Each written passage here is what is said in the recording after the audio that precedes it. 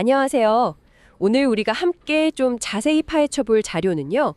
비즈니스 소통을 위한 6가지 핵심 테마에 대한 내용입니다. 아휴, 요즘 일하시면서 진짜 저 사람이랑 말이 안 통하네 싶을 때 아니면 내 생각은 이게 아닌데 하면서 좀 답답할 때 많으시죠? 네, 정말 많죠. 특히 AI랑 같이 일하는 게 거의 다면해진 요즘이잖아요. 그래서 이 사람 사이의 소통 또 그리고 사람과 AI 사이의 소통 능력 이게 그 어느 때보다 중요해진 것 같아요. 바로 이 자료가 그 커뮤니케이션 능력을 개인 수준에서 시작해서 조직 전체로 확장시키는 그런 아주 체계적인 성장 로드맵을 보여주고 있거든요. 네, 단계별로요. 맞아요. 멘탈 관리부터 시작해서 명확한 표현, 또 스피치, 협상, 협업, 그리고 마지막 리더십까지 총 6가지 테마인데요. 이걸 통해서 우리가 진짜 실제로 써먹을 수 있는 능력들을 어떻게 키울 수 있는지 알려줍니다. 실용적인 내용들이 많더라고요. 그렇죠. 그래서 오늘 우리의 미션은 이 6가지 테마를 하나하나 좀 뜯어보면서 지금 당신의 소통 방식은 어떤지, 우리 팀이나 회사의 소통 문화는 과연 건강한지 이걸 좀 냉정하게 진단해보고요.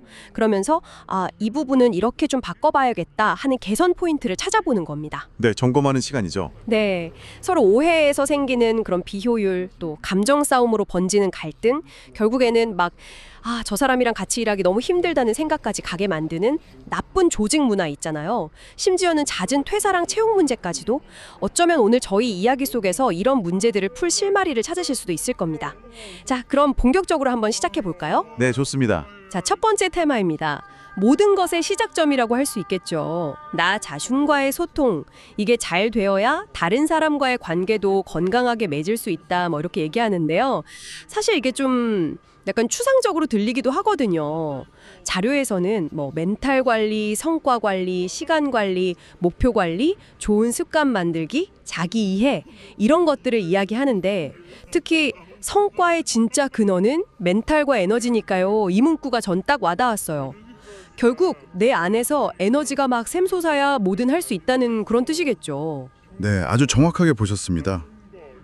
나 자신과의 소통을 그냥 단순히 긍정적으로 생각하자 이 정도로만 여기면 좀 곤란해요. 그게 아니군요. 네, 이건 훨씬 더 깊은 이야기입니다.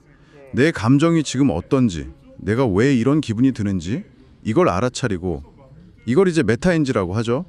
그리고 그 감정에 막 휘둘리지 않고 내가 해야 할 일에 집중하도록 스스로를 조절하는 능력. 이게 핵심입니다. 스스로를 조절하는 능력이요? 네. 예를 들어서 중요한 발표를 앞두고 막 불안감이 밀려올 때 있잖아요.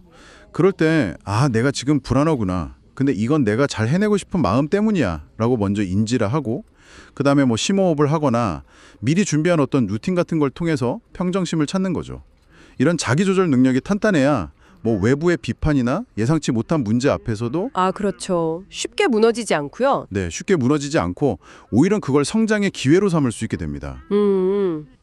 그리고 자료에서 그 리더들이 쓸만한 팀원이 없어 하고 푸념하는 경우를 언급했는데 이것도 어떻게 보면 리더 자신의 성장 마인드셋 부재랑 연결될 수 있어요.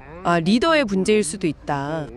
반면에 노력하면 누구나 성장할 수 있어 이렇게 믿는 리더는 팀원의 아주 작은 강점이라도 발견해서 그걸 키워주려고 하거든요.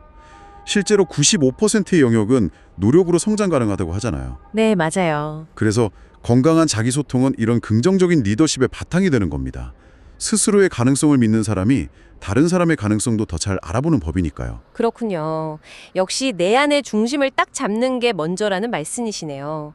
그게 됐다면 이제 그 에너지를 가지고 다른 사람을 만나야겠죠. 여기서부터가 이제 진짜 소통의 시험대가 시작되는 것 같은데요. 두 번째 테마가 바로 1대1 관계, 즉 상대방과의 소통입니다. 여기서는 명확성하고 존중, 이 2가지가 핵심 키워드라고 해요. 생각해보면 당연한 것 같은데 이걸 왜 이렇게 특별히 강조하는 걸까요? 그게 당연해 보이는데 근데 실천하기는 정말 어려운 2가지죠. 명확성부터 한번 볼까요? 네. 우리는 각자 다 다른 경험, 다른 지식, 다른 가치관을 가지고 있잖아요. 그렇죠. 다 다르죠. 그래서 내가 이건 당연하지 라고 생각하는 것도 상대방에게는 전혀 당연하지 않을 수가 있어요. 예를 들어서 이거 빨리 좀 처리해 주세요 이렇게 말했을 때 그 빨리의 기준이 사람마다 다 다르다는 거죠. 맞아요. 누구는 1시간, 누구는 하루. 그렇죠. 내 기준에서는 오늘 안으로였는데 상대방은 이번 주 안으로 하면 되겠지? 라고 생각할 수 있단 말입니다. 이런 오해를 줄이려면 오늘 오후 5시까지에 이 부분 검토해서 회신 주실 수 있을까요? 처럼 구체적이고 명확하게 요청하는 연습이 필요합니다. 특히 요즘처럼 AI 챗봇이나 요약 도구 같은 걸 활용해서 업무 내용을 전달할 때는 더욱 그렇습니다. 아, AI한테는 더 명확하게 해야겠네요. 네, AI는 사람처럼 그 맥락을 섬세하게 파악하기가 어려우니까 오해 없이 지시하거나 정보를 공유하려면 핵심을 더 명료하게 표현하는 연습이 정말 필수적이죠. 그야말로 복잡한 것을 단순화해서 명확하게 전달하는 능력, 이게 정말 중요해진 시대입니다. 명확성 알겠습니다. 그럼 존중은요? 존중은 단순히 예의를 차리는 걸 넘어서는 개념이에요. 상대방의 말을 귀 기울여 듣는 경청의 핵심인데요. 여기서 중요한 건 판단하지 않고 듣는 것. 판단하지 않고 듣는다. 네. 상대방이 나랑 다른 의견을 말할 때 속으로 저건 틀렸어 하고 막 반박할 준비부터 하는 게 아니라 왜 저렇게 생각할까? 어떤 경험이나 근거가 있는 걸까? 하고 그 사람의 입장에서 이해하려고 노력하는 태도. 이게 바로 적극적 경청입니다. 아, 쉽지 않겠는데요. 그렇죠. 근데 자신과의 소통이 안정적인 사람은 이런 경청이 좀 더 수월해져요. 비판적인 피드백을 들어도 감정적으로 확 발끈하기보다는 저 피드백이 나에게 어떤 도움이 될 수 있을까? 하고 좀 객관적으로 분석하려고 하죠. 네네. 이런 태도가 쌓이면 갈등이 생겼을 때 서로 감정만 상하는 그런 싸움이 아니라 우리가 원래 달성하려던 목표가 뭐였죠? 그걸 중심으로 다시 이야기해 봅시다. 와 같이 좀 생산적인 협의로 대화를 이끌어갈 수 있게 됩니다. 그래서 보고를 잘하는 능력이라든지 갈등을 효과적으로 관리하는 기술, 또 상대방의 성격 유형, MBTI 같은 거 있잖아요. 그런 걸 이해하고 맞춰 소통하는 것, 설득력 있는 스토리텔링 능력 같은 것들이 모두 이 영역에 포함되는 구체적인 스킬들이라고 할 수 있습니다. 와, 그렇군요. 1대1 관계에서 명확성과 존중, 이걸 잘 익혔다면 이제 그 영향력을 좀 더 넓은 무대로 확장해야 할 텐데요. 여기서 필요한 것이 바로 세 번째 테마, 다수와의 소통 능력입니다. 프레젠테이션이나 스피치가 대표적인 예인데 자료에서는 이걸 단순히 말을 잘하는 기술이 아니라 좋은 아이디어를 여러 사람에게 효과적으로 전달해서 설득력을 높이는 일종의 가성비를 높이는 방법이다. 이렇게 표현한 점이 좀 재미있었어요. 그리고 연차나 직급이 올라갈수록 더 중요해진다는 말에도 공감이 가고요. 맞아요. 그 가성비라는 표현이 딱이죠. 한 번의 소통으로 여러 사람에게 영향을 미칠 수 있으니까요. 그런데 단순히 정보만 막 나열하는 발표는 사람들을 그냥 졸리게 만들 뿐입니다. 그렇죠. 지루하죠. 네, 진정한 다수의 소통은 청중 분석에서 시작됩니다. 내가 지금 누구에게 말하는가? 그 사람들은 무엇을 알고 싶어하고 어떤 것에 관심이 있는가? 이걸 모두 파악해야 해요. 그리고 그들의 눈높이에 맞춰서 메시지를 구성하고 거기에 스토리를 입혀야 합니다. 똑같은 내용이라도 딱딱한 보고서처럼 전달하는 거랑 청중의 감정을 좀 건드리는 스토리로 전달하는 건 반응이 완전히 다르거든요. 스티브 잡스처럼요? 그렇죠. 딱 좋은 예시네요.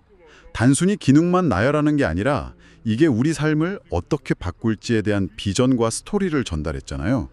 그리고 자신감 있는 태도, 명확한 발음과 적절한 목소리 톤, 시선 처리 같은 그런 비언어적인 요소들도 물론 중요합니다. 네, 그런 것도 중요하죠. 이런 요소들이 잘 어우러질 때 청중은 발표자를 신뢰하고 메시지에 귀를 기울이게 되는 거죠. 결국 목표는 청중으로부터 우리가 원하는 반응, 그러니까 이해나 공감을 넘어서 설득과 행동 변화까지 이끌어내는 겁니다. 이 능력은 다음 단계인 조직 차원의 설득, 협업, 리더십을 발휘하기 위한 아주 중요한 디딤돌이 됩니다. 실제로 많은 리더들이 다수 앞에서 자신의 비전과 전략을 설득력 있게 전달하는 능력을 통해서 리더십을 인정받곤 하죠. 네, 확실히 영향력의 크기가 달라지는 단계군요. 자, 그럼 이제 개인의 역량을 넘어서 조직 전체의 성과가 연결되는 소통으로 넘어가 보겠습니다. 네 번째 테마는 설득적 소통인데요. 즉 다른 부서나 외부 파트너처럼 이해관계가 다른 사람들과 의견을 조율하고 합의를 이끌어내는 협상과 토론 능력입니다.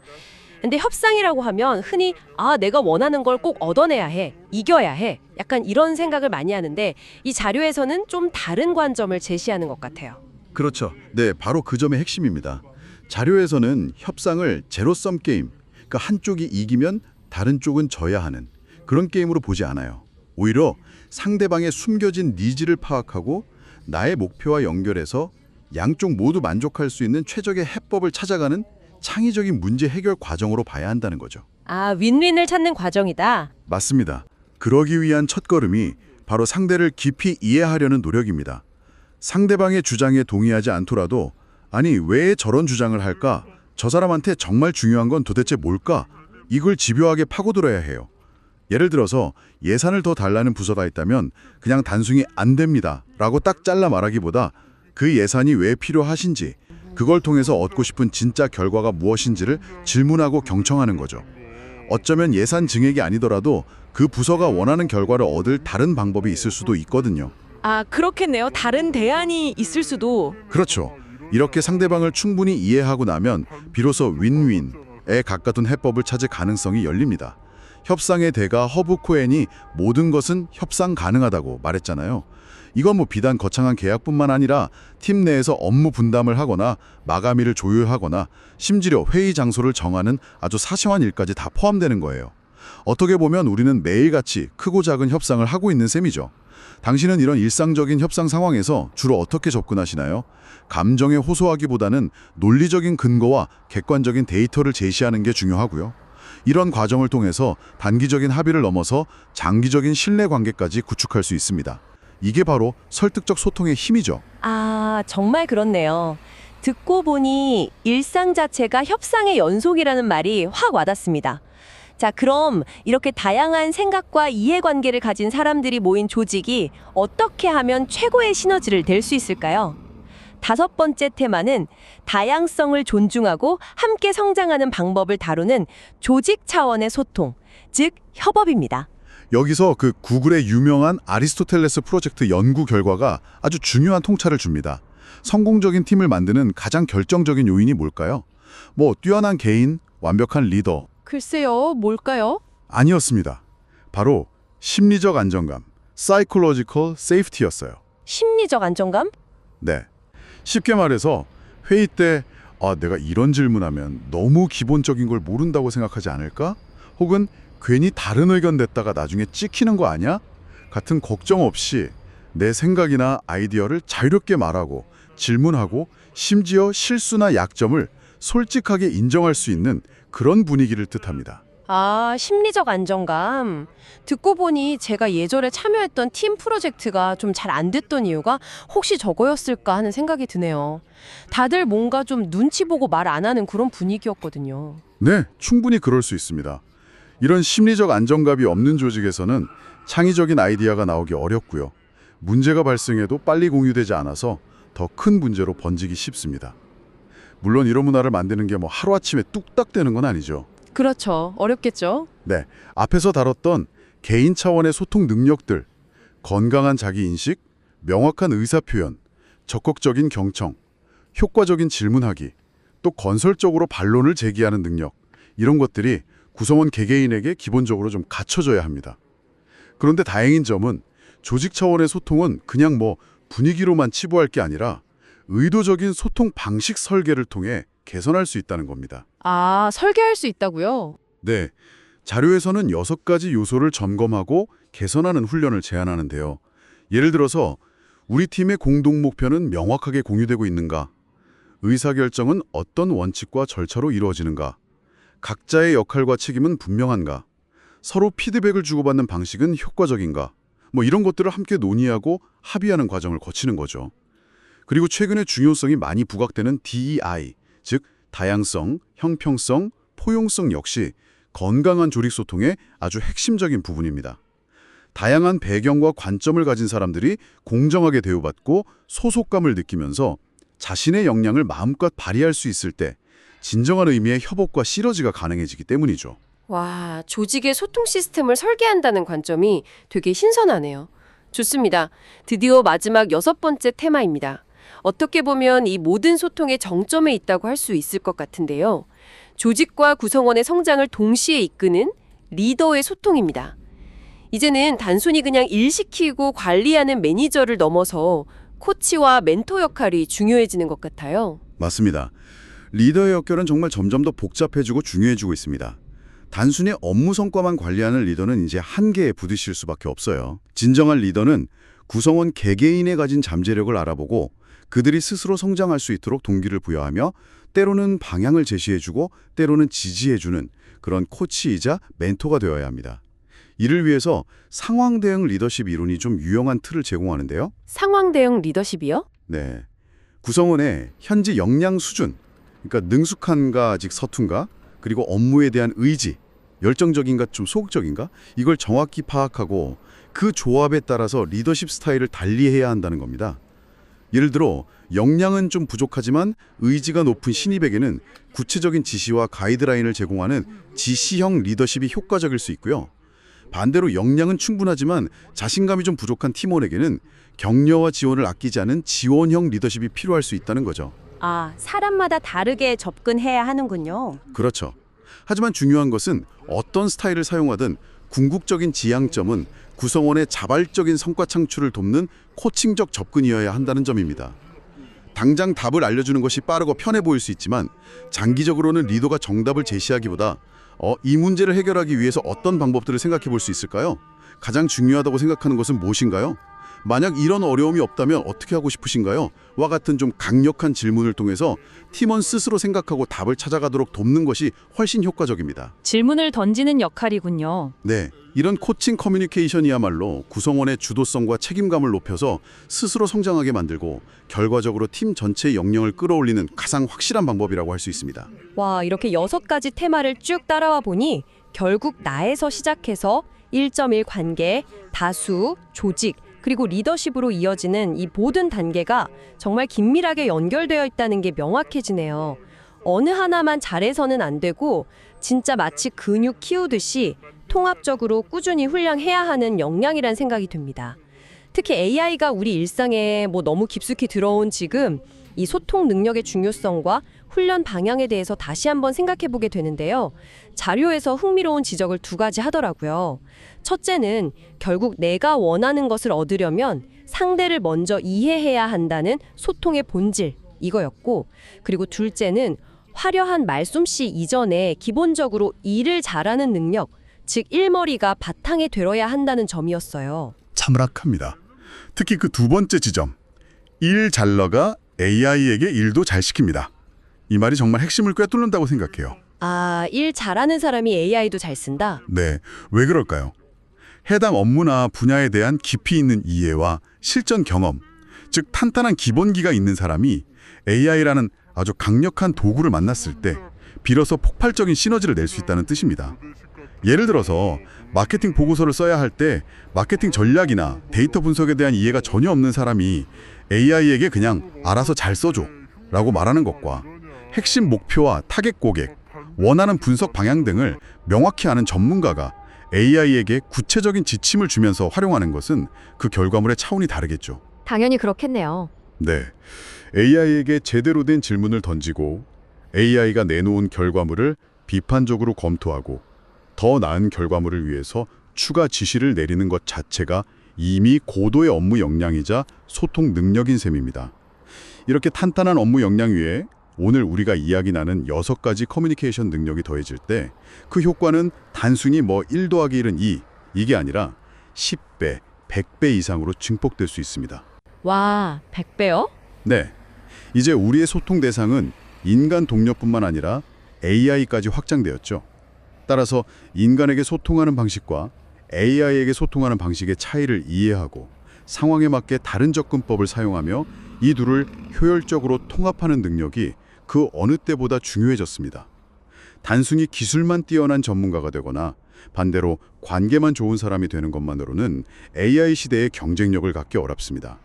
인간의 강점과 AI의 효율성을 모두 최대치로 끌어올릴 수 있는 새로운 차원의 커뮤니케이션 방식을 끊임없이 고민하고 연습해야 하는 그런 시대입니다. 네, 정말 고민이 필요한 지점인 것 같습니다.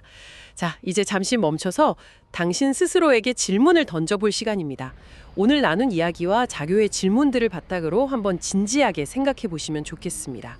첫째, 오늘 살펴본 6가지 소통 영역 있잖아요. 나 자신과의 소통, 상대방과의 소통, 다수와의 소통, 설득적 소통, 조직의 소통, 리더의 소통. 이 중에서 당신이 이건 정말 내가 자신 있다고 느끼는 부분은 무엇인가요? 반대로 이 부분은 내가 좀 더 노력해야겠다고 생각하는 부분은 어디인가요? 특히 현재 당신의 연차나 직급 또 맡은 역할을 고려했을 때 어떤 소통 능력을 키우는 것이 가장 시급하고 중요하다고 생각하시나요? 둘째, 당신이 속한 팀이나 조직의 심리적 안정감은 어느 정도 수준이라고 생각하세요? 회의나 평상시 대화에서 새로운 아이디어나 혹시 모를 반대 의견을 정말 눈치 보지 않고 솔직하게 이야기할 수 있는 그런 분위기인가요? 만약 그렇지 않다면 이런 문화를 만드는 데 기여하기 위해서 당신이 내일부터 당장 실천해 볼 수 있는 아주 작은 행동은 무엇이 있을까요? 한번 생각해 보세요. 셋째, 당신은 동료나 후배와 소통할 때 주로 정답이나 야 그냥 이렇게 해 라는 식의 해결책을 제시하는 편인가요? 아니면 왜 그렇게 생각하는데 다른 방법은 없을까? 처럼 질문을 통해서 상대방이 스스로 생각하고 답을 찾도록 돕는 편인가요? 당신의 이런 소통 방식이 상대방의 성장이나 팀의 문제 해결 능력에 장기적으로 어떤 영향을 미치고 있다고 생각하는지 이것도 한번 돌아보시면 좋겠습니다. 오늘 우리는 비즈니스 커뮤니케이션의 6가지 핵심 테마를 통해서 AI와 함께 일하는 이 시대에 소통 능력이 왜 더욱 중요해졌는지, 그리고 구체적으로 어떤 능력들을 어떻게 키워나가야 하는지에 대해 좀 깊이 있게 이야기 나눠봤습니다. 기억해야 할 가장 중요한 점은 커뮤니케이션은 그냥 타고나는 재능이 아니라 꾸준한 노력과 의식적인 훈련을 통해서 얼마든지 배우고 발전시킬 수 있는 핵심 역량이라는 것입니다.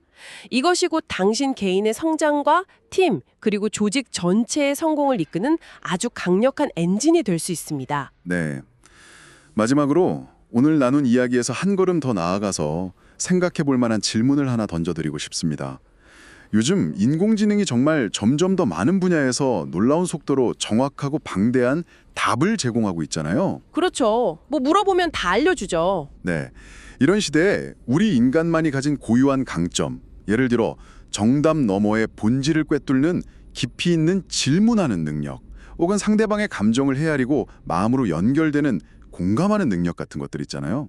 이런 것들을 우리가 어떻게 더욱 갈고 닦아서 AI와는 차별화된 그야말로 대체 불가능한 가치를 만들어낼 수 있을까요? 아마 이 질문에 대한 당신만의 답을 찾아가는 여정이 앞으로 점점 더 중요해질 거라고 생각합니다. 네, 정말 중요한 질문이네요. 오늘 이 심층 분석에 귀 기울여 주셔서 진심으로 감사합니다. 당신의 소통 요정에 오늘 저희가 나눈 이야기들이 작은 영감과 실질적인 도움이 되었기를 바랍니다.